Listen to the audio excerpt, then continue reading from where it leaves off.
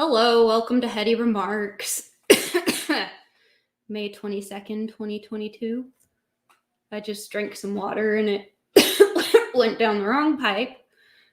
But we've got Archie here. There he is. I'm talking about the opioid crisis in the Sackler family, and it's really depressing. And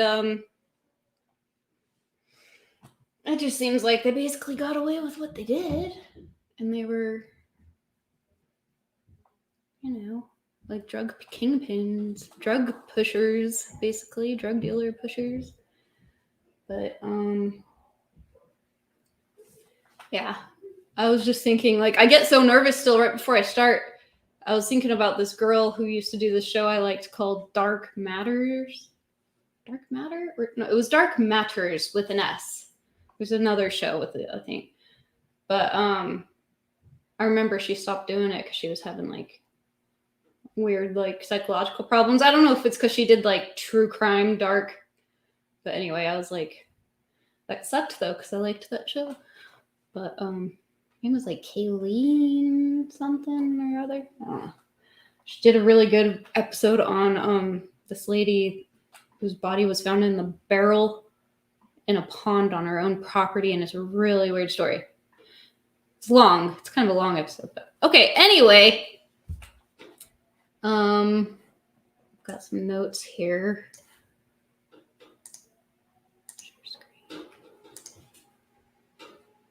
I guess we'll share audio too in case So Purdue Pharma was the name of the Sackler family's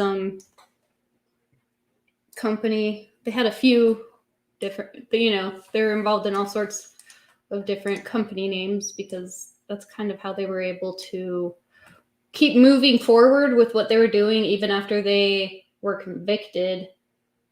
They pushed it off on Purdue-Frederick, specifically the company name, so that they were just sort of able to avoid accountability by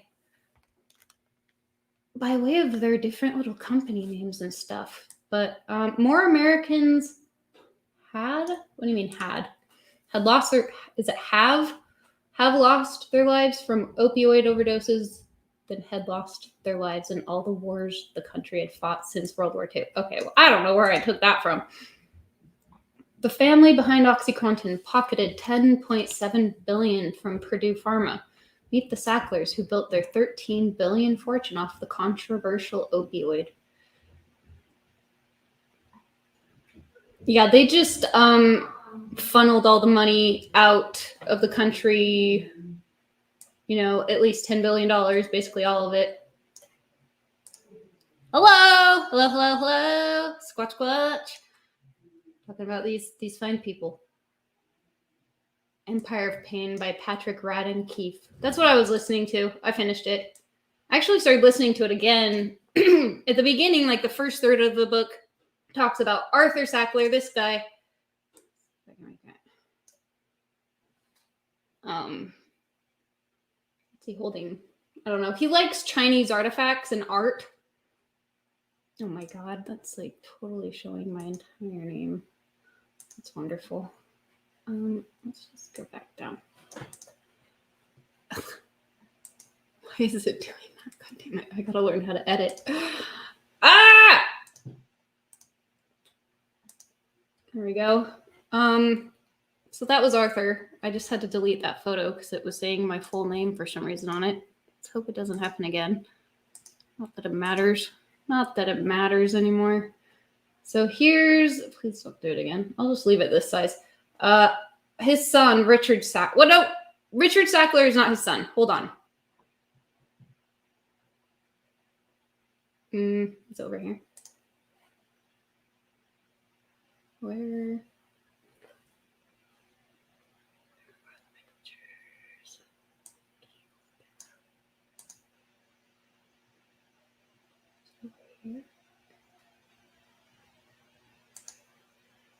Dang it. Hold on. I'm sorry. It wouldn't be my show if there weren't issues and problems. Okay. albums. I made like a little album. It was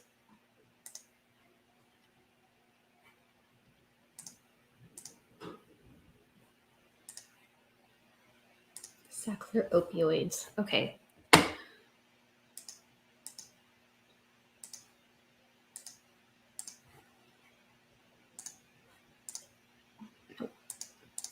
Sackler family tree. Okay, so Richard was the one that was in charge of like all the OxyContin and like the heroin-y kind of stuff.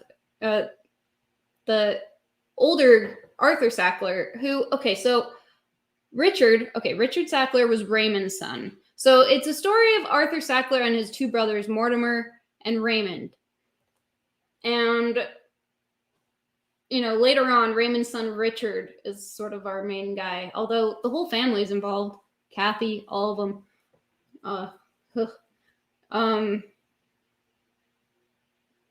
Arthur was really sort of the brains of the operation. Religion is not the opium of the masses. Opium is the opium of the masses. Yeah. The extent of the damage that they've caused is still being, discovered, because we've got the fentanyl thing going on now, and a lot of people, it's just so addictive, and the way that they advertised it was completely deceitful. They straight up lied. And I watched that show Dope Sick with Michael Keaton. It's on Hulu. I had to like reactivate my Hulu. But that was really good. It made me cry a few times. Of course they've got like the lesbian minor. She's like dating a black, it's like interracial lesbians who are minors. But at least they were kind towards like the Appalachians. Is that what you call them? They weren't like, they portrayed them with empathy, or, they weren't acting like the Sacklers acted, blaming the addict really hard and like, just going hard against people. They like resented, it was a cash cow. So obviously, okay. Anyway, back to Richard, Raymond's son. Here's Kathy, who is his cousin, I believe. Mortimer, Arthur, and Raymond, brothers. The three brothers, Mortimer, Arthur, and Raymond. Their father is Isaac Sackler. Here's Mortimer Sackler later on. Raymond Sackler. It says Arthur loathed what? Arthur loathed the Germans, but he married a German. I'm confused now. I think it was his second wife. Arthur handled the Pfizer account. An admin who transformed the pharmaceutical. We're talking about Arthur. An admin, very Mad Men-ish. Hello, welcome, Tribal Defender. Hello, TD. I got the TDs. Isn't that what they call it when you're like coming off of DTs? No, it's the DTs. Never mind. Okay. So he was an admin who transformed the pharmaceutical and advertising industry, because it really starts with Arthur. In 1951, while working for the ad firm William Douglas McAdams, Sackler created a massive advertising campaign for terramycin, a synthetic antibiotic created by Charles Pfizer and Company. So it's weird. Pfizer makes an appearance in the story. Sackler's goal for the campaign was to make Pfizer a household name, and he succeeded. And he did Valium, also known as Librium. Paul Singer talking about art. I don't know. Sometimes I don't know what's going on. These notes are stupid. Howard Udell. Michael Friedman was head of marketing and sales. Russell Portnoy. I don't know. I've got all these links. I'm sorry. Target doctors who are opiate naive. That's what they did. They were aggressive salesmen. Hillbilly heroin. That's what they called the Appalachians. There's this reporter named Barry Meyer. I've got his Wikipedia there. I'm just sort of going to scroll through all of these first real quick. Mortimer Sackler Jr. and his wife Jacqueline Sackler. Madeline Sackler. David Sackler. They showed no remorse for what they did. Jonathan Sackler, Beverly Sackler down here, Teresa Sackler. Okay, so they laundered billions of dollars through Bermuda, which is not illegal. Oh, okay, so what the heck am I doing? Okay, so I should talk about Arthur. Let's go to his page, I guess. Hold on. This is horrible. I'm sorry. So he's a psychiatrist. I believe they were all psychiatrists. But he got into pharmaceuticals and marketing and stuff. His fortune originated in medical advertising and trade publications. So he would do magazines where he's recommending the drugs that he is... I don't know. It was like a sneaky trick. He was, he would get doctors, or he was just really deceptive. He kind of set the blueprint as the writer of the book. I heard him say that, for how his, I guess it would be his nephew, how his nephew later treated the exact same situation, but with a much stronger drug than Valium. But even Valium caused a problem the way he did it. The way Arthur did it. He got all into art. I don't know. That part's boring to me. He used to, I think it was Isaac that told them this. He told his sons that if you have a good name, that's more important than a fortune, because you can win and lose a fortune, but you can't get back a good name after you've earned it. Only 2 of us? I guess. Ever seen the movie Equilibrium? Yes, I have. I thought it was kind of silly. I liked it, and I like Christian Bale, but I do remember thinking it was just kind of silly. But I've actually been meaning to rewatch that because it's been forever. It's been over a decade since I watched it. But I remember it had some cool fight scenes and stuff, and it was dystopian. Probably I might be more into it this time around, I guess. But oh yeah, so I wanted to get David Aaron Kessler some attention because he was the head of the FDA at the time. There's some corruption going on, when they... Okay, so Arthur, you can't get your good name back. I'm doing such a bad job. I'm doing such a horrible job. These notes are all out of order. And then I found out they did a lot of work not just in America and other countries. So this is some Moon de Pharma.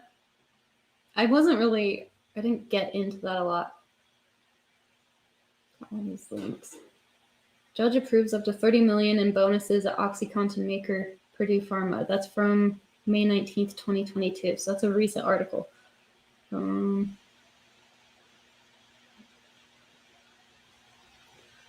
Nancy Golden was this lady who was an activist against them, and I think she got a bunch of the art galleries to remove their names. Okay, so this guy, Judge Robert D. Drain, is very corrupt.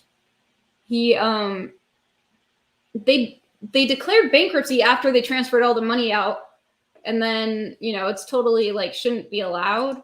Okay, so I watched a video called The Shameful Case of the Sacklers, and it was a 3-part YouTube series that I would highly recommend. It was really good.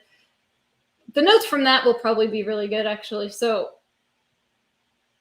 Isaac Sackler, it's by George Rockel Schmidt, in case that's...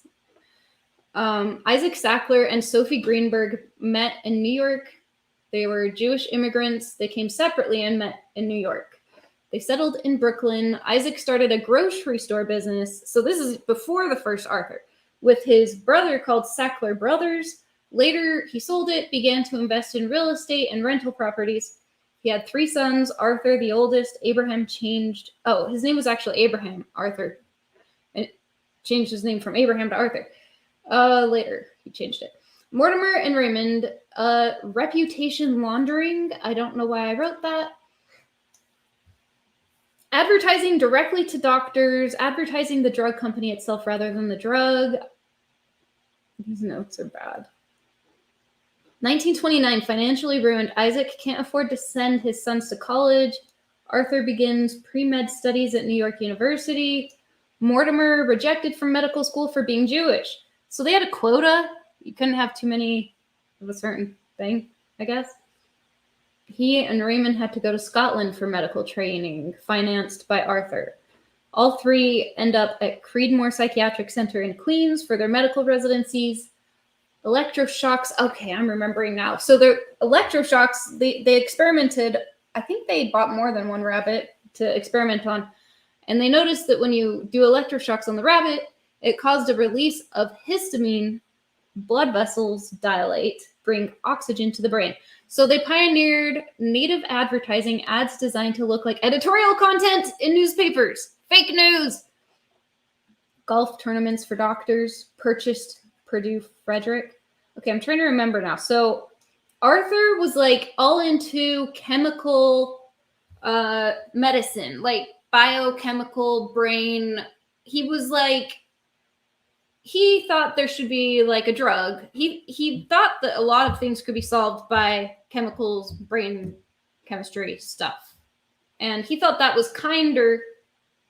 And I think he was trying to like find a cure for insanity or something. Like he thought he was just, it was pretty idealistic. He was pretty idealistic about that, I think, sincerely, probably, maybe. 1953, Raymond and Mortimer are fired from Creedmoor for refusing to send a declaration of loyalty to the United States and to report on anyone involved in anything subversive. So that's weird. So this is during like the McCarthy Red Scare. Raymond and Mortimer fired from Creedmoor for refusing. Why? What? You can't. All right. Well, I already know from the book that they were kind of dabbling in communism. They were commies. The Red Scare. McAdams becomes one of the biggest ad agencies in New York, creates a magazine and a radio station to advertise the drugs. Scandal involving Arthur and Henry Welch. Investigative reporter John Lear. Sigma-mycin, a deceptive ads with a Pfizer drug. Okay, so that is so interesting. Because so Pfizer was involved in deceptive advertising to push a product of theirs. Welch didn't show up to testify, and neither did his partner. Librium became Valium. No side effects and not addictive at all. Blame the victim. Yeah, so I'm sorry. Enigmatic German immigrant named Ludwig Wolfgang Froelich. Okay. What the heck? The Secret Life of the Gay Jewish Immigrant whose company sells your medical information? Do I already have this open? What's this from? Is this Froelich? What the heck? It's from 2017. IMS. Yes, I remember now.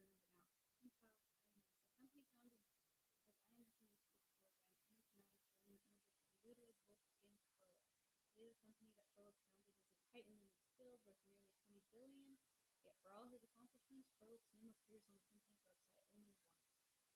In a way that's a bit fitting, a case of a founder's secret of nature setting the tone for his creation's corporate DNA. Froelich, a closeted Jew and closeted gay man. Oh yeah, they didn't even know he was Jewish. That's how closeted he was. Obscured his background just until after he was dead. Just as the company Safe works hard to keep its operations hidden from the many millions on whom it gathers data. So this is weird. Interesting. Well, anyway.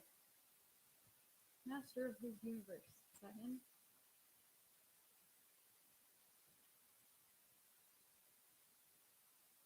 This is a long article. Well aware of anti-Jewish discrimination in America, Froelich kept his background to himself. He would sit at meetings where they would tell Jewish jokes, anti-Jewish jokes. Yeah, Arthur was talking about an incident. I mean, he said someone said something to him about. Someone mentioned something about how in their industry, in their profession, there were Shylocks. Sorry, I'm an idiot. Shylocks. Like pound of flesh, Shylock, not Sherlock Holmes. And he was like, well, why would he mention it? I can't remember the context very well. Okay. Interesting. Back to the notes. Pharma guilty parties. Where are they now? I think I've got that pulled up. Okay, so they started out selling MS Contin, which was just basically morphine in a pill, but it was content as in continuous release. And one of the deceptive advertising things was that, they said that it didn't. I don't know if they said that about this specifically, but because this was morphine. This was before they got their hands on oxycodone, which was more potent, more powerful, stronger. They argue about those various words you might use to describe it, but they work to exploit the fact that they noticed that a lot of physicians and doctors held the erroneous belief that OxyContin was, this is later anyway, was less powerful. But, oh, very low. The sound is low? Shit. Never heard that before. I don't know what I would turn up to make it more loud. Huh. Is it because I don't have these plugged in? I don't know why that would be. Am I talking quiet? Maybe move this closer. I do have a microphone. I just don't like to show it. It's I got like the cheapest one I could find. I don't know, because even when I plug these in, it's through the thing. But I don't know. Maybe I'll just speak up.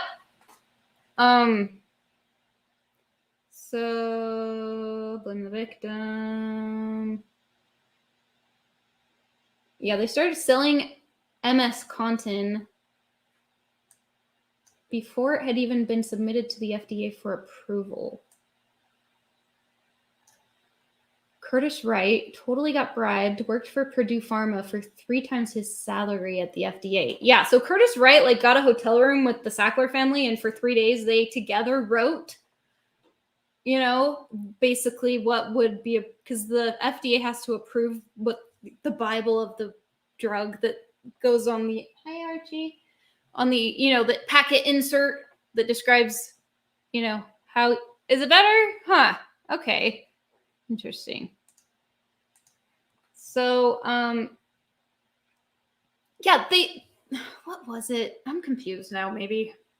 Whatever. They were selling the thing that was the morphine, and then they switched over, and although they were advertising it, saying this is something different because of they were saying it was the delivery system or something, that they were playing dumb, pretending they didn't know they had to apply for it with the FDA, new drug application. And when the FDA approached them about oh, hello, you have to apply, they were like, oh, there's just so many patients already that rely on this so much. That's one thing you'll run into a lot with this family when they're trying to deflect, any responsibility, is this song and dance about their compassion for people who experience pain in their life. Because these drugs are supposed to be for people end of life care, cancer patients who are dying. And they got it so that we could have it prescribed to every Sam, Dick, and Harry. I don't know.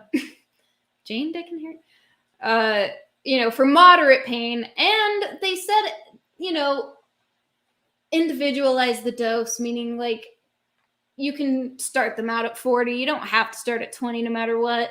And if they complain about addiction issues or withdrawal or anything, tolerance, to double the dose. They literally told, you wouldn't think that the doctors would just do it, but it worked. In some cases, they were just naive and they were just falling for a sales pitch.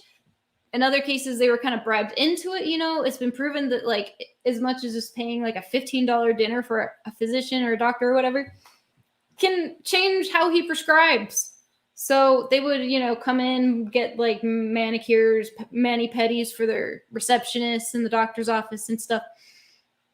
And just really pushy salesman, Same way I got tricked into buying 5G internet, which I'm not even using right now because I think it sucks. When I connect my phone to it on Telegram, it's always updating and it sucks and I want to cancel it. But that's neither here nor there. But anyway, they had really pushy, become your best friend and try to trick you into I don't know, seduce you into it, I guess. I don't know.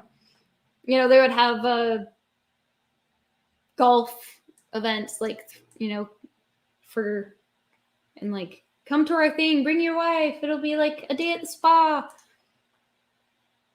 So anyway, instead of pulling it from the market, the FDA was like, okay, fine, people are on it. They're relying on it now. These poor pain patients, not to like downplay, you know what I mean? Like, people who legitimately need that kind of stuff, but they just ruined so many people's lives, what they did. I can't even. Well, 25 minutes. Shit. So, okay. Curtis Wright, he quit the FDA after he did that 3-day hotel room thing, writing it with them, letting them be totally deceptive and say that less than 1% of people become addicted. And so he worked at the FDA, he was involved in that, and then he quit, and he worked somewhere else pretending, you know, for a minute to work somewhere else for a year. And then he went and worked for Purdue Pharma for 3 times the salary at the FDA. So it's and that's not illegal, but, you know, the victims, mostly white people, working class Americans, manual laborers, you know, blue collar workers, people who do real work, senior citizens, teenagers, veterans. Yeah. I saw stories about like kids that got, you know, like a cyst removed and got put on this and they end up dead. A lot of people died taking it as prescribed. You know, it wasn't all addicts deferring it and, you know, selling it on the black market and sniffing it and blah, blah, blah. You know, most people who died from it were ingesting it, just taking the pill because they could find it in their stomachs. And lesbians most affected.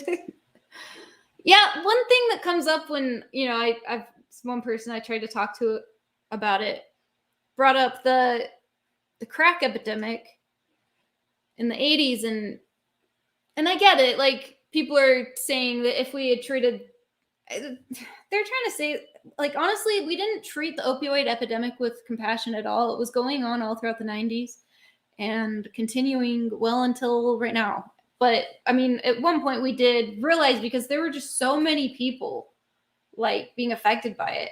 I think it could be as, you know, I want to say 400,000 and then I want to say 500,000, but it could be like 1 million.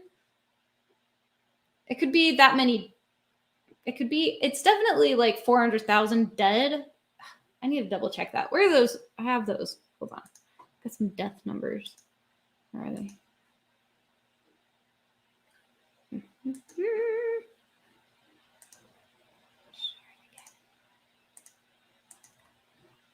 I think it was just way more people dying from I mean, this thing shuts down your respiratory system. You die in your sleep, you know? Like, I know the crack epidemic ruined lives as well, but I don't think as many people were dying, you know? And I'm like, can we just talk about this without having to be like, oh, the compassion that people are talking about showing, you know, for addiction, people with addiction. They want to bring up the 80s and how we didn't show that to like the black people, I guess, basically. And it is just sort of annoying. I'm like, okay, I see your point, but can we talk about what's going on? I think it's way more people. Archie, calm down. What are you doing? He's playing with my jump rope. Whoa. So I said 40. Oh, this is 2019. So that's 70,000 in 2018. Holy crap. 14,480 deaths attributed to overdosing on heroin. Yeah, because a lot of people switched to heroin after they got their prescription yoinked, because by then they were addicted and they just had like nothing to fall back on. And you can get, like, you know, for a lot cheaper, they become heroin addicts. Like, I watched a lot of really sad videos about it. It was really sad. And I feel like the Sacklers, like, just don't even care at all whatsoever. Almost like the maliciousness they showed almost makes it, you know, I know they want to blame it on greed, but it just almost seems as if they wanted to, as fast as possible as they could, get as many people addicted to this drug as possible. I mean, just like, you know, just like any drug dealer, I guess, but it's just the maliciousness. Here's like some art thing. Artist Dominic Esposito was inspired to create this 800-pound sculpture titled Purdue. By his brother's battle with addiction, he dropped it off at Purdue Pharma 8 headquarters this morning. Okay, so I have seen it up close and personal. I'll just say that. Like, I've seen how it's affected people here in my life. This is just a fun photo because apparently it's the poppy fields in Afghanistan being guarded by a U.S. soldier, and I just thought that was I almost want to make that the picture for the thing, but I don't know. What is this? I don't know if I'm allowed to watch this, but I think this is what I was watching. Hold on. Can you hear it? We doctors were wrong in thinking that opioids can't be used long term. Hold on. So this is an actual ad by Purdue Pharma. We doctors were wrong in thinking that opioids couldn't be used long term, he said. I hope I showed the audio. They can be and they should be. This is just me filming my TV, sorry. We used to think they'd stop working, or the patients would become addicts, or they'd be sedated into inactivity. We now find that these medicines are much safer, much more powerful, much more versatile than we used to think, and we feel that they should be used much more liberally for people with all sorts of chronic pain. Some patients may be afraid of taking opioids because they're perceived as too strong or addictive. But that is far from actual fact. Less than 1% of patients taking opioids actually become addicted. Wow! They found that was official training video. Okay, so there we go. Wow. What is this? Dr. Sackler said he acknowledged that higher dose opioids could lead to greater profits for the company. His profiting off this dangerous... Oh, this was a comment. This was just a comment under a video. His profiting off of this dangerous drug using lies and false marketing killed friends and family of mine and destroyed my life and almost killed me. That falls on this sack of lying garbage. As a combat veteran with a broken back... Oh, veterans too. Did I say that? I praised this drug for years. Then I decided to get off of it, and that alone was the hardest, most painful experience of my life. Okay, so you see what I'm talking about. It's really sad. Oh, hey! Hello, Zen Rhino. Welcome. It's good to see you. So, very sad. There's a lot of stories like that. I'm trying to remember what video that was under, because like every single comment was a sad story like that. And you know, we used morphine in Vietnam quite a bit, and veterans came back from that. And we knew that this was highly addictive. It comes from the same plant, you know. Okay, here's like the Hulu show I watched. It's directed by the same guy who directed Rain Man. I forgot his name. And I don't know. I guess I love Rain Man, but I was gonna say, crap. I didn't mean to do that. Okay. Damn it. Overdose waves. Nearly 500,000 people died from overdoses involving any opioid. Sorry, I'm talking quiet again. Including prescription and illicit opioids from 1999 to 2019. This rise in opioid overdose deaths can be outlined in 3 distinct waves. The first wave began with increased prescribing of opioids in the 1990s, with overdose deaths involving prescription opioids, natural and semi-synthetic opioids, and methadone increasing since at least 1999. The second wave began in 2010 with rapid increases in overdose deaths involving heroin.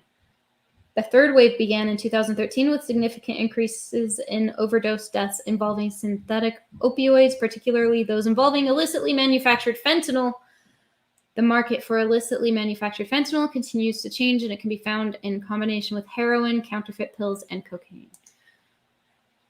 What is this? Rise in opioid overdose deaths in America. So, yeah, that's basically like the same thing. I'll make it bigger. What is this? Deaths per 100,000 commonly prescribed opioids. Oh, yeah, anyway, there's just tons of people still dying, is my point. But Oh, I watched a video on Odyssey. This lady was pretty good. It was like a PowerPoint, way better than me. Damn it! But I would recommend it because it was good. Morphine-based hospice help allow cancer patients to rest. Released for general use. The addiction was downplayed. Richard Sackler. What is this? OxyContin, 1995. Heavy marketing push. Downplayed addiction rate. Bribed the supply chain. Stated rate was 13%. What does that mean? Okay. Well,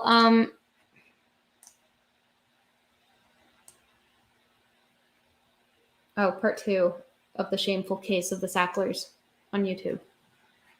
Oh yeah, so this is a quote from Richard Sackler. Good riddance. Addicts are the scum of the earth. Because they got their hands on some emails, the company. Although the company, they like patented, I think, it might have been Udell, a system that would automatically delete their emails after a certain amount of time. I'm like, that's not suspicious at all. So born in 1945, the son of Beverly Feldman and Raymond Sackler, seems to lack empathy. We're talking about Richard. Oh, his disposition, you can watch it. Howard Udell, Sackler's family attorney, 170 million in yearly sales. Richard and Kathy vying for power and detested. 1993, Richard becomes senior vice president, approved in 11 months by the FDA by Curtis Wright, who later quit the FDA and worked for Purdue. No maximum dose. In 2000, they released a 160 milligram version of the pill. Holy shit, yeah. And I wrote in parentheses, that's huge. It is huge. I've been watching Odyssey a lot lately, says Doodle. Yeah, me too. I love Odyssey. Like, the app kind of sucks. I don't know. I still watch it, but I wish I could make some improvements to the app. I used to just use, like, the web page saved on my phone. I might go back to that because it was almost better. I don't know. It, like, always refreshes, and then I, like, lose what I was listening to if I pause it for a minute. But I still, like, yeah, the stuff on there is better. You're actually free to, free to talk.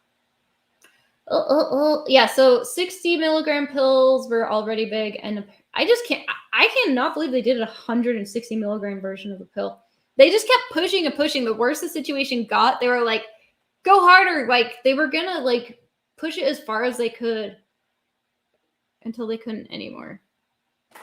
Okay, so Purdue made money based on each milligram sold. Oh, interesting. Money made would double year after year. Recommended doctors increase dosage if they complained about addiction. Black market OxyContin sell for $1 per milligram. Oh, yeah, the pseudo-addiction. So there's this guy that was, like, calling addiction pseudo-addiction. Like, denying the existence of addiction or something completely insane. And I think they hired him. Richard Sackler and Friedman. Oh, 9/11 happens. Tragic day, but at least it will knock OxyContin out of the news headlines, they said in like I think it was an email, a company email that was sent out. Kroll trying to dig up dirt on anyone criticizing Purdue. Okay, Kroll, as in Kroll, 9/11 Kroll, Nick Kroll. They pop up in so many stories that I get into eventually. Like, even in Britney Spears' story with what she's got going on, it's weird. Telegram is full of dino deniers. Dino denier. That's a good one. I'm gonna start calling me that. The shameful case of the Sacklers. Arthur's story on YouTube, part 3. Maybe we could watch some of this. 2003, Richard steps down as president and replaced by Michael Friedman, head of marketing and sales. Kathy and Mortimer also stepped down. Oh, abandoning ship. 2003, huh? I don't know, though, because they were still... Purdue had made at least $9 billion off OxyContin by this point. Crap! I forgot I have tea. They got so rich and they totally got away with it and showed, like, no more remorse. Downgraded the charges? Allison Fisher spelling. I don't know. Someone downgraded the charges and it was like a ghost did it or something weird. Like, nobody knew who did it. felony misbranding is what they got convicted of, I think. Moved 10 to 13 billion to Swiss bank accounts from Purdue over the last decade. Judge Drain, he looks like a little oinker. He's like a little piggy. Judge Drain halted all lawsuits against Purdue when they filed for bankruptcy after moving mailing address to White Springs, where this judge was the only bankruptcy judge. So that whole thing is suspicious. He helped them a lot. There were people...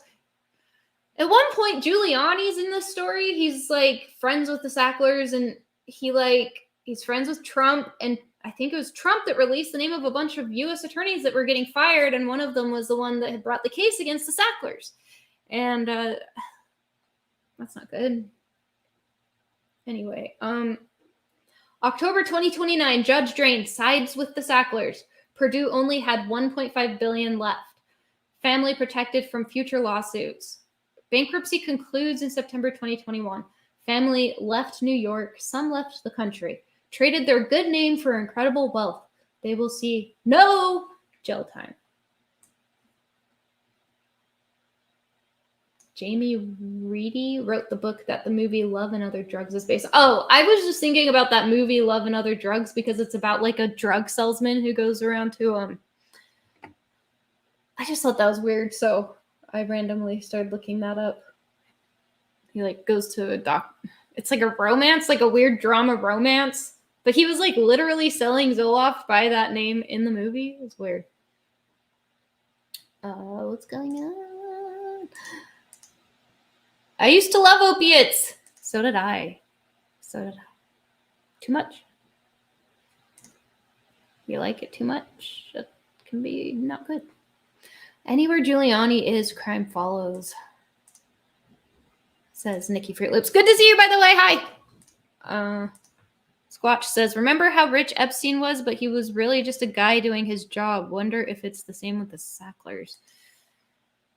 He spelled it wrong. It's spelled with a K. Not that it matters. But, dude.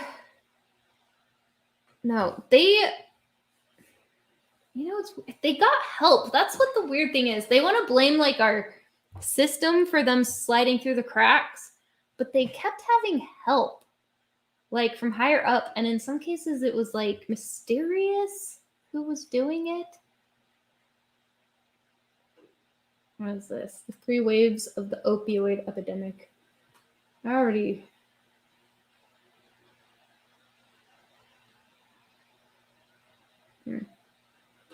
1990s. Weird. So the first wave is all of the 1990s until 2010. And then the third wave starts only 3 years later.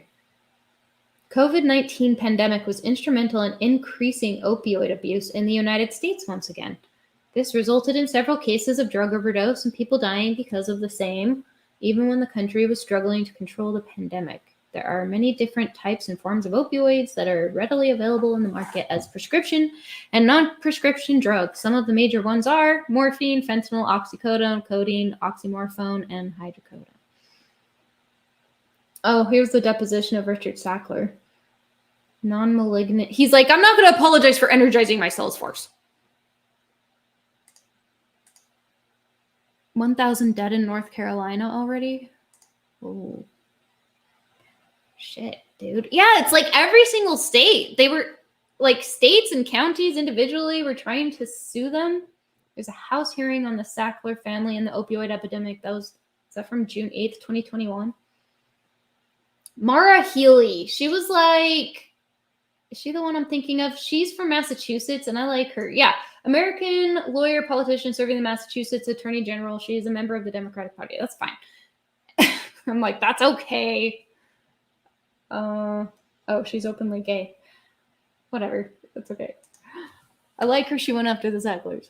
I wonder if that's who the character Rosaria Dawson? What's her name? I liked her in the show, but...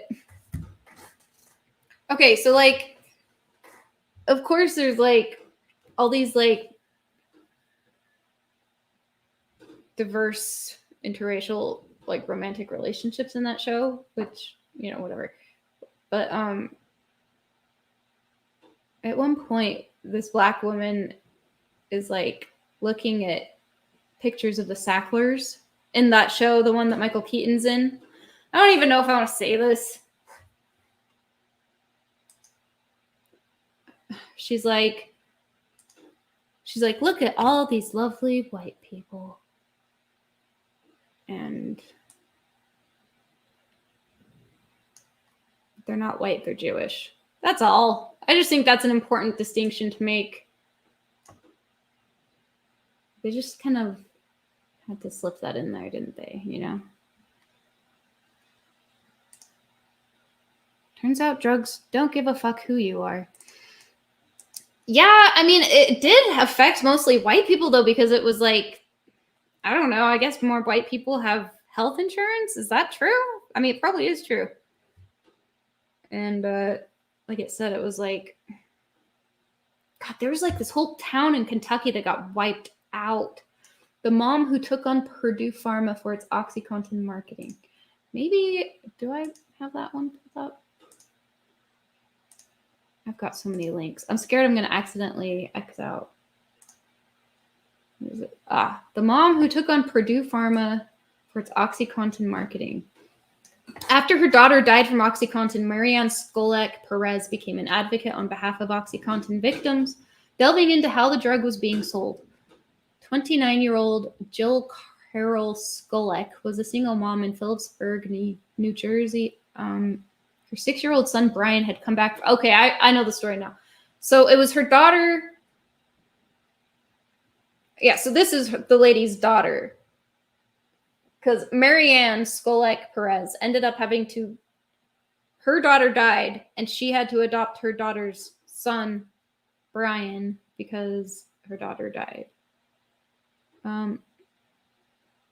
The kid called 911. I need your help. I think my mommy's heart stopped. This is so sad. Jill's mother. Neither do bullets and poison gas. True. The unexpected death of her daughter left her to care for her grandson. And the son goes, Mommy changed when she started taking OxyContin. She had back pain. You know, one of the symptoms of withdrawal from these drugs is like lower back pain. So a lot of people are like, oh, it's breakthrough pain. Like they coined so many terms. They're like, if your patient is experiencing breakthrough pain, and they'll like pretend like it's a thing. It's our system definitely does. I mean, it just sucks because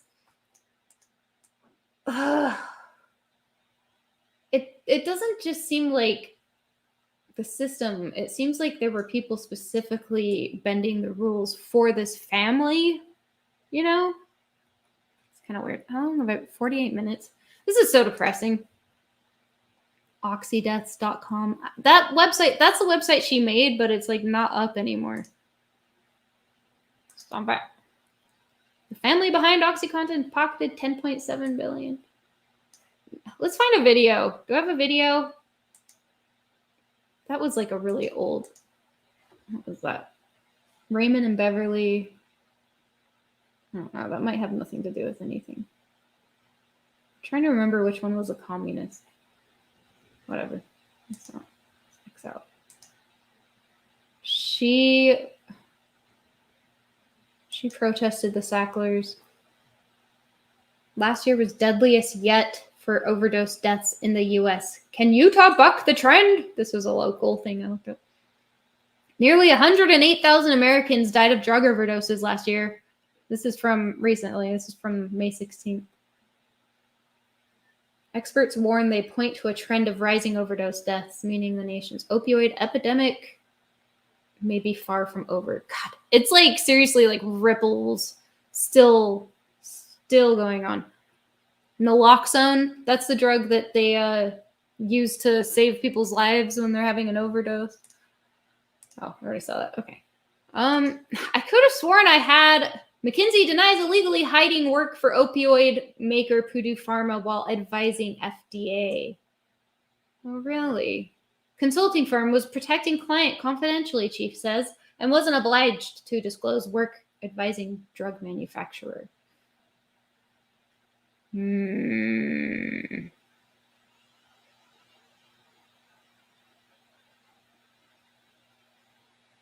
I'm not sure I entirely understand.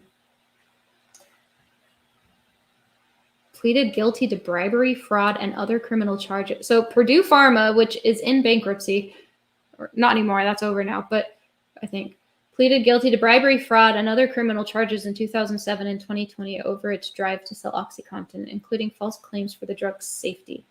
Members of the Sackler family who owned Purdue have agreed to pay $6 billion to settle claims by U.S. states, municipalities, and individuals without admitting liability. That's like nothing, dude. That's not very much to them. None of this would be a problem if people just ate more salad and drank water, you know? Dude, don't even, like, seriously. I remember I knew a girl who was like, would not take painkillers. I was like, hey, you should take what they're going to give you, because I was like a little druggy, I guess. But now I kind of understand. She was like, no, I don't want to get addicted. I'll just do the other things. You know, they denied that it would give you the euphoria. They denied that you would have like the peaks and troughs or the peaks and valleys, you know, because, you know, people could still abuse their drug. They had like a special coating that was supposed to do like timed release, and people just sucked it off, you know. But, I mean, that's just the people like abusing it, taking it and selling it like on the street. Like I said, most of the people like were taking this as directed, and they became addicted. Because like I said, they were like, up the dose, double the dose. I never got euphoria from fentanyl, believe it or not.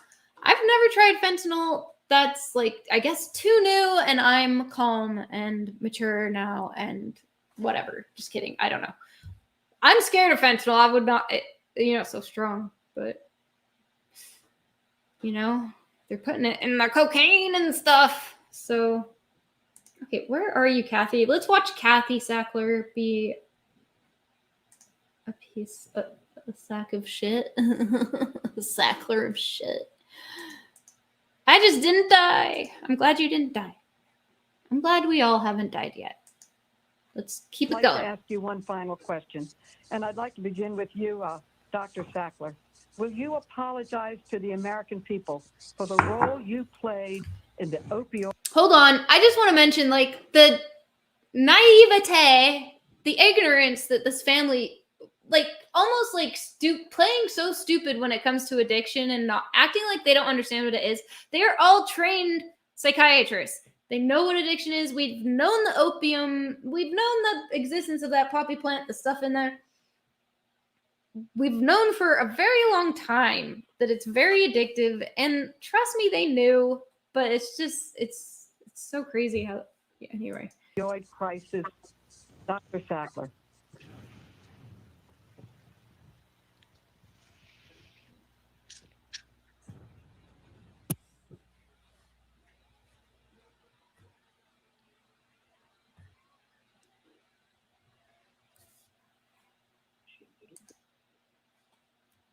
What the heck? Hold on. Why did it stop? Play. I would be happy to apologize to the American people for all of the pain they've suffered and for the tragedies that they've experienced in their families. And I thought I did that earlier in my opening comments. That was my intention. I also am very angry. For some reason, it pauses when I do that. Okay. Wait. I'm angry that some people working at Purdue broke the law.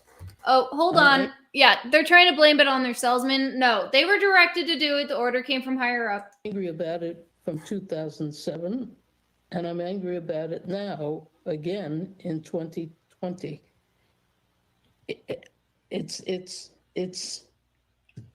I think that...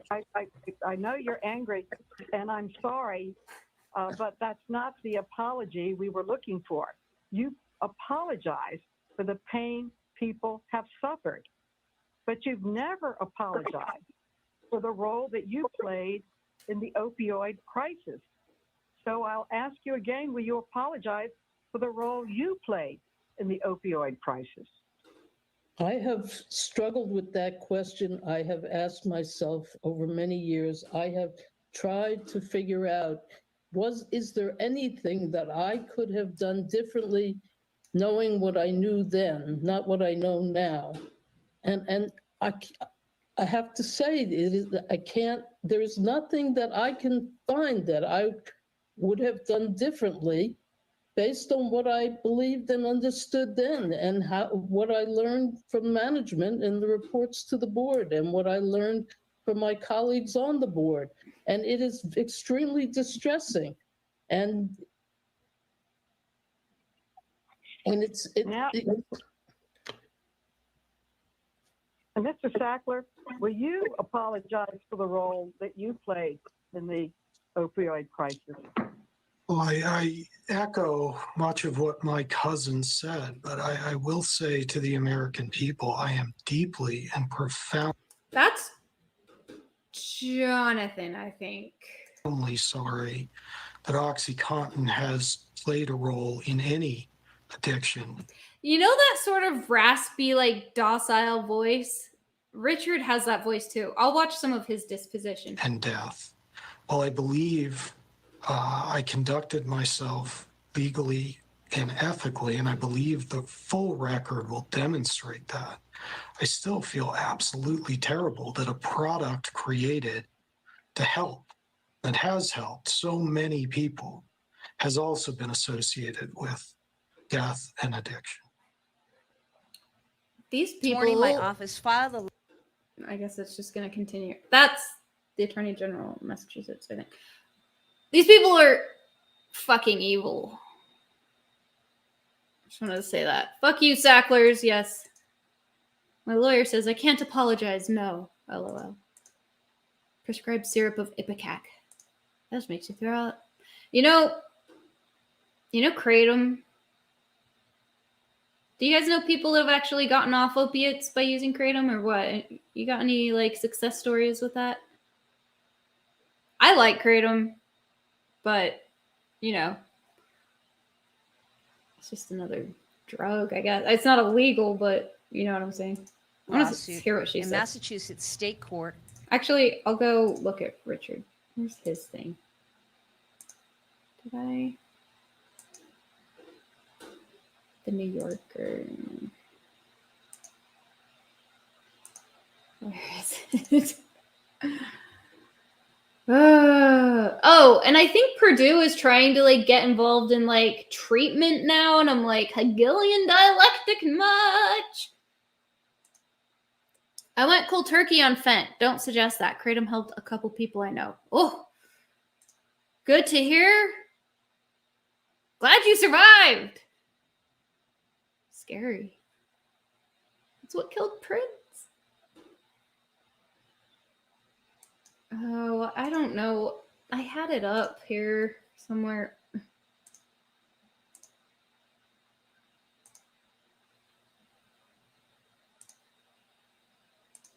Okay. To open yet another tab. Position.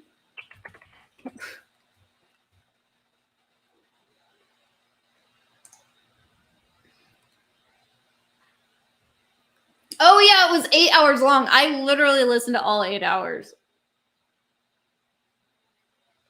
Do they have like, this is only 28 minutes. What is this?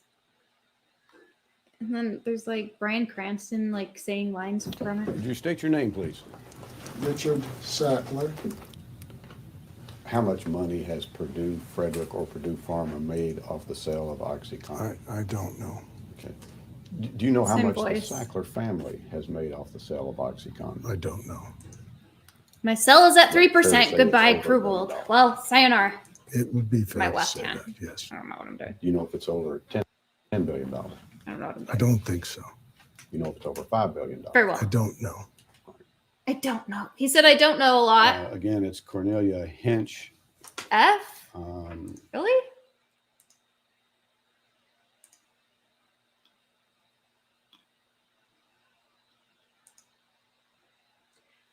Are you saying F like I'm not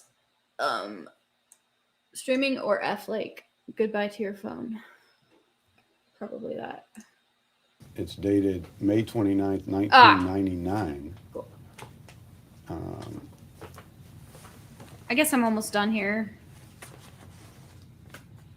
I always feel like there's something I missed, you know? Read the highlighted portion. It There's says, much to it. this is an email from you to her, correct?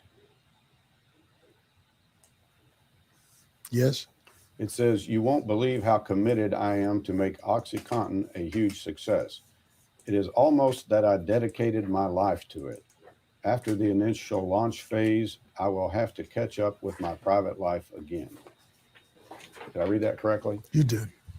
When you say you dedicated your life to it and that you have no time for your private life, what were your day-to-day activities with respect to OxyContin? That Rolling Stone song, Mommy's Little Helper, is about Valium. It was targeting women a lot, that one. You know? They're like,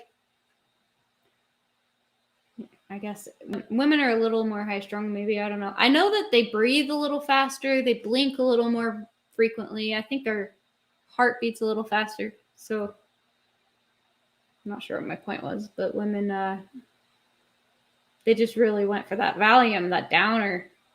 They liked that. They're treating mania. Mania. Wow. May I read the whole document? I haven't seen this for 16 years. Have you read your Prospects or potential for OxyContin. And so this was in the spirit of motivating her.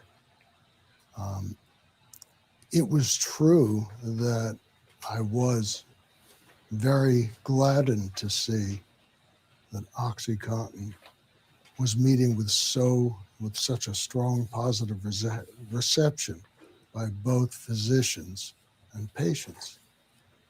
And I was working. They were met with a wave of letters commending them for relieving people of their pain. And they had this whole, oh, I got my life back campaign, marketing campaign, where they showed patients who were like, I got my life back. You know, because of this painkiller, I'm able to do stuff again, and like showing. And when the people who got them, you know, the first battle with them, the people who got them the first round, you know, they blamed it on Purdue-Frederick so that they could continue as Purdue Pharma, I guess, being, you know, being evil. They, the first time around, they went and tracked down the people in that video, and a lot of them were now either dead or addicted. And yeah, just like so much. Like even when they got like this black market label, the FDA like let them keep this, you know, okay for moderate pain and continuous use thing, which they were still able to like continue doubling their profits and stuff. But yeah, I hate these people. Business, but all these galleries that had their names on them and stuff, like remove their names because a lot of people protested. They would just like go like lay down to represent like all the deaths from opioids and like throw a bunch of pill bottles all over the place. If you would misinterpret this if you thought that I was working only on OxyContin. That was not the case. They try to deflect like how much involvement they had in all this, but they were very involved. Prescribing it.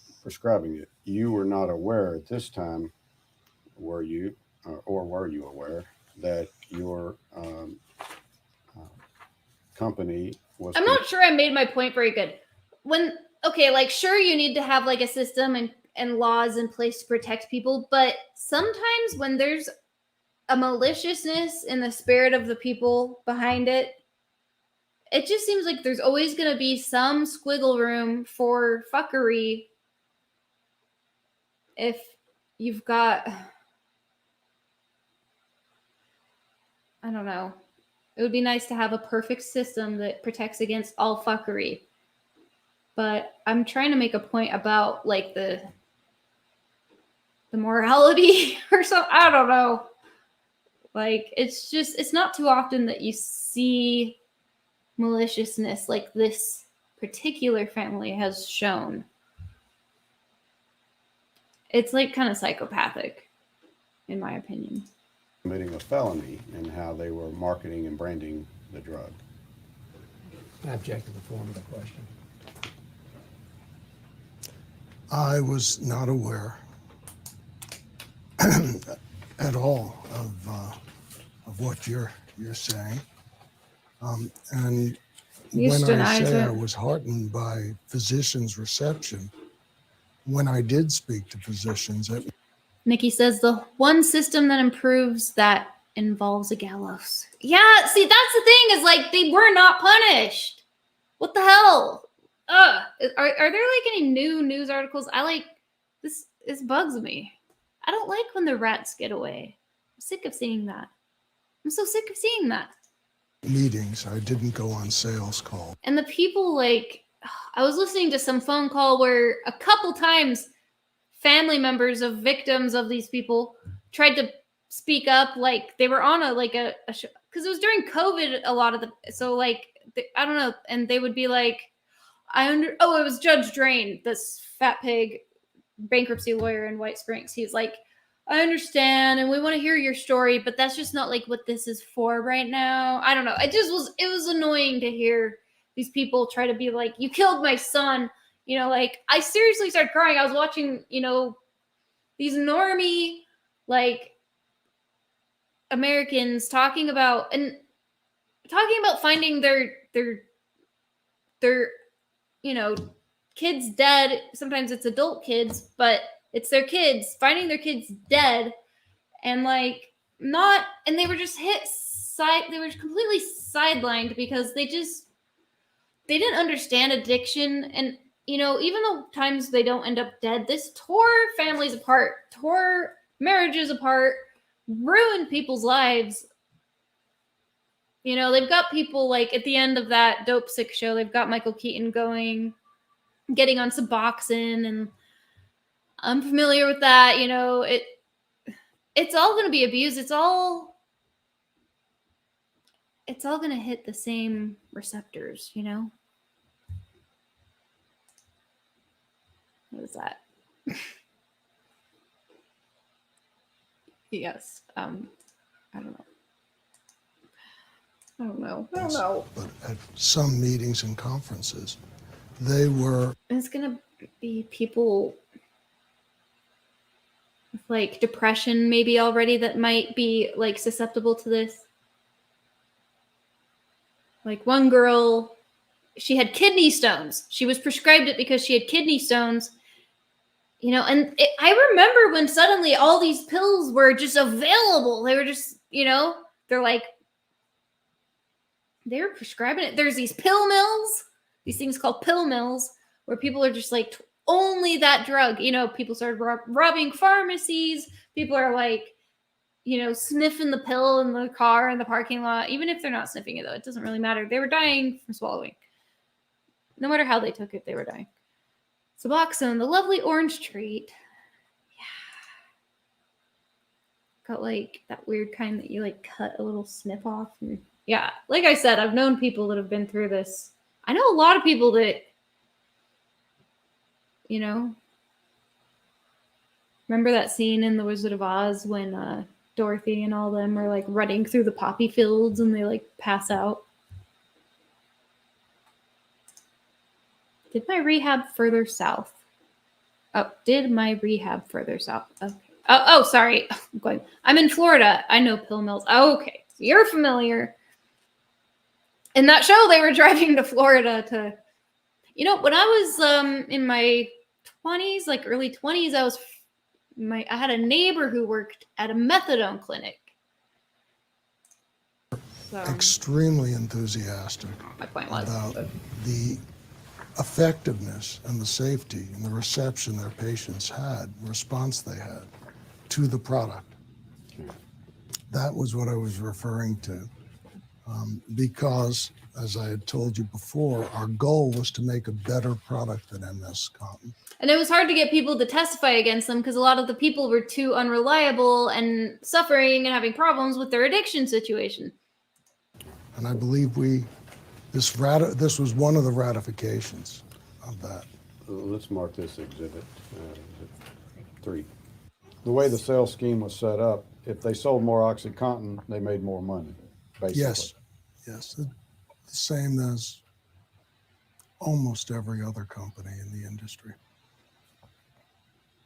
Whatever, dude. And then you all gave your reps an additional incentive because you decentivized them to sell MS Cotton, but you increased the incentive for selling OxyContin.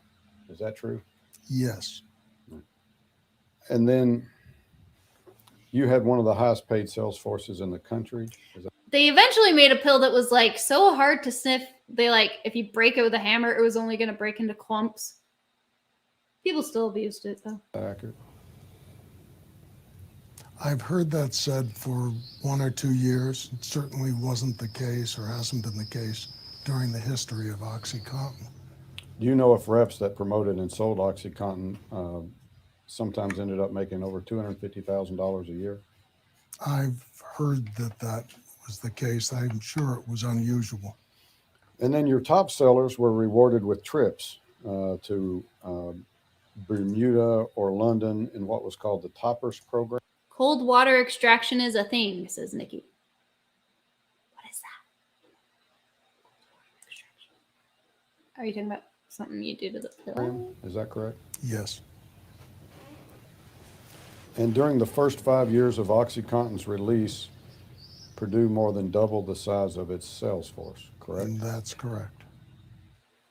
So let's look at... He was in touch with them. He was calling them. He was saying, sell, sell, sell. Like literally,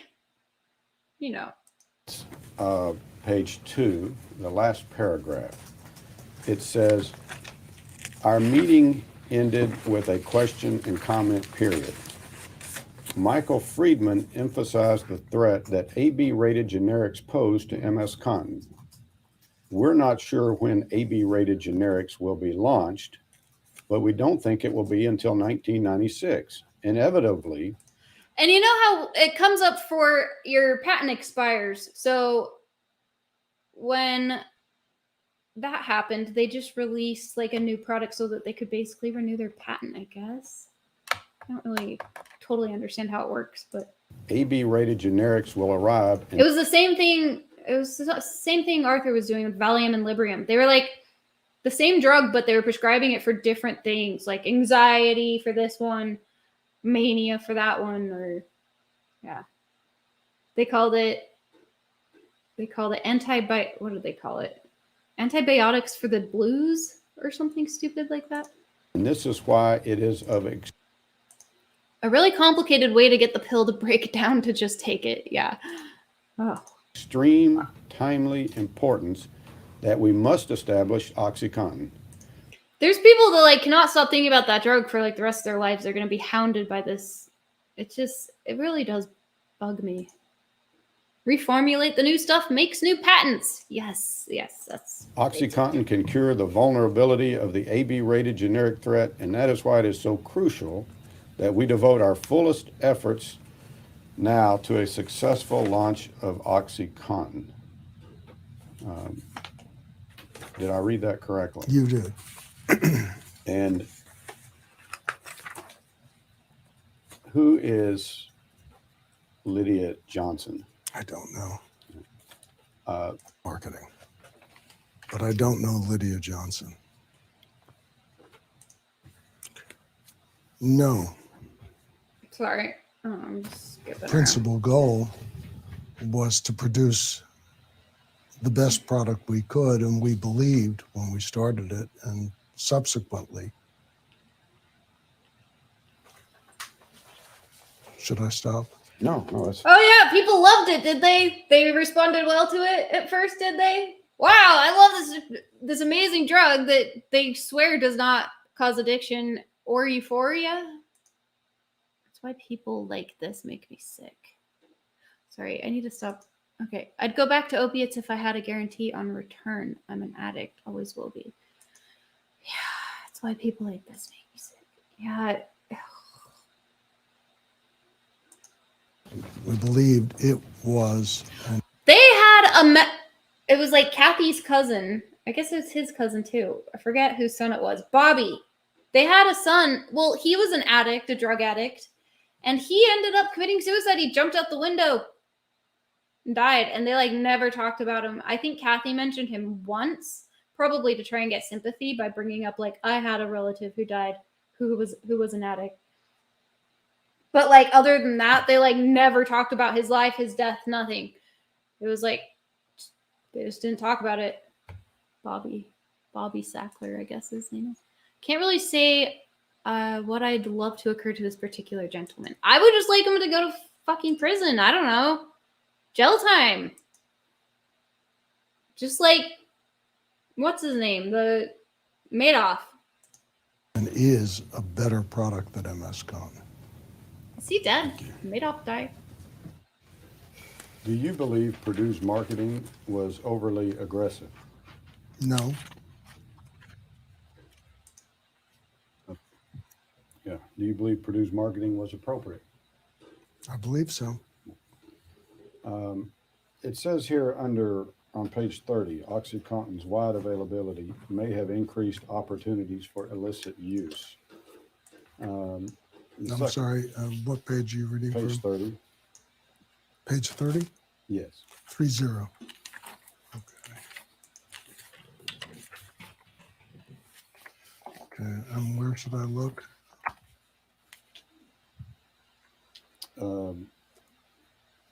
Last paragraph. Okay. No, thank what you. the Large hell? amount of Country OxyContin music. available in the marketplace may have increased opportunities for abuse and diversion. Both DEA and Purdue have stated that an increase in a drug's availability in the marketplace may be a factor that attracts interest by those who abuse and divert drugs.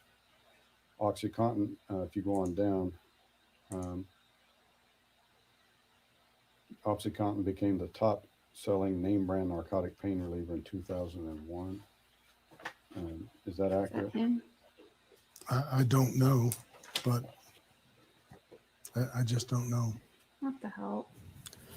With respect to oxycodone and morphine, do you know whether OxyContin is more powerful or less powerful a drug than morphine?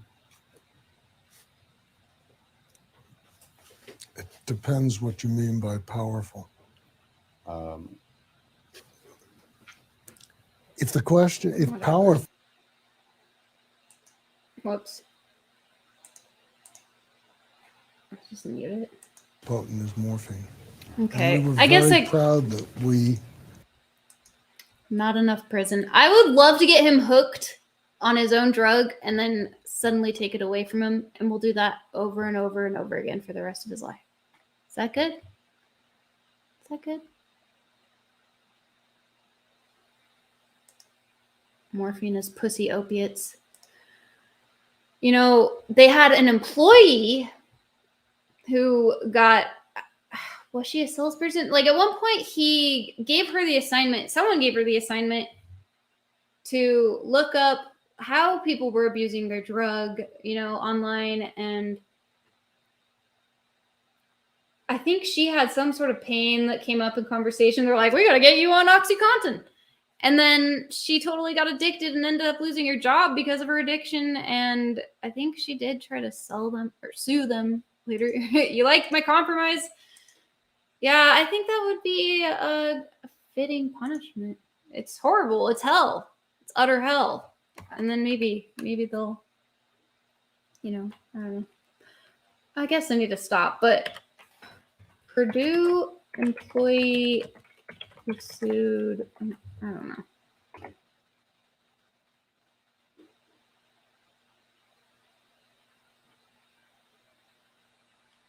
Not Purdue University, Purdue Pharma.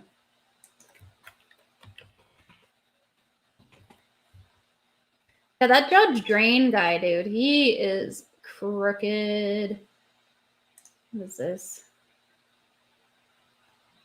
These are the shame on. Is that Goldie? That must be Goldie. She's quite a character, if that's her. Yeah, she's cool. She like protested them a bunch. I don't know. Judge Robert Drain. They would hold up these signs. Sacklers have gotten away with murder. Yes, they have.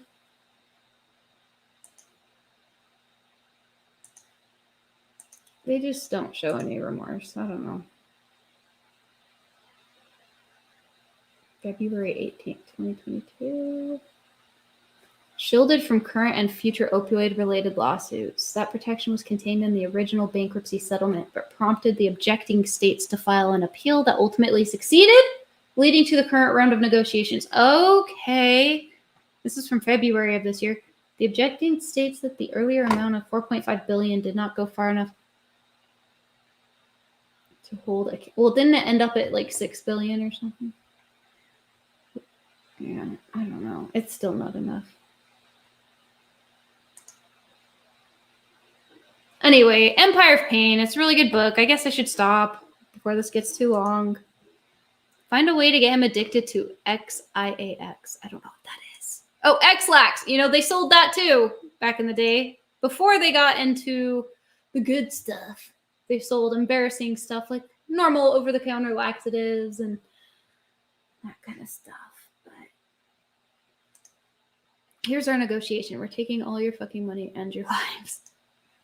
Yeah, it would be nice if Sackler OxyContin could. Oh, I just feel like I'm leaving stuff out. They just showed no remorse, and they were blaming the addicts, blaming their victims, and all the while pushing harder for getting more people hooked on it as fast as possible before they were forced to stop, you know. They were accelerating their behavior and increasing their shitty behavior the whole time, basically.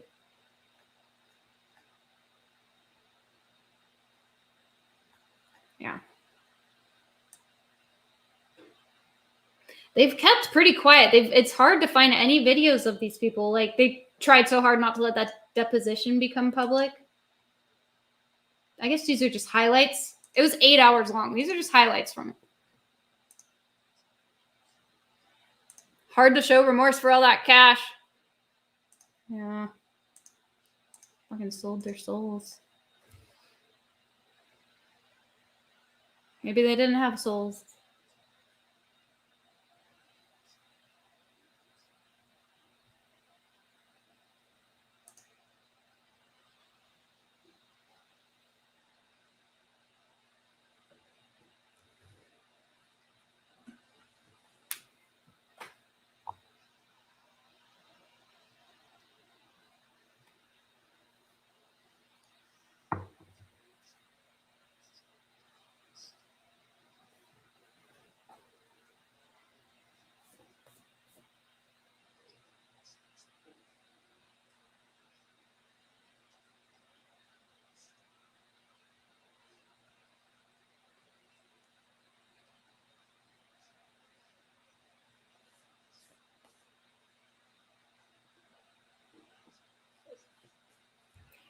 He's so slippery when it comes to this topic. He's like argues over the definition of potency, powerful, stronger.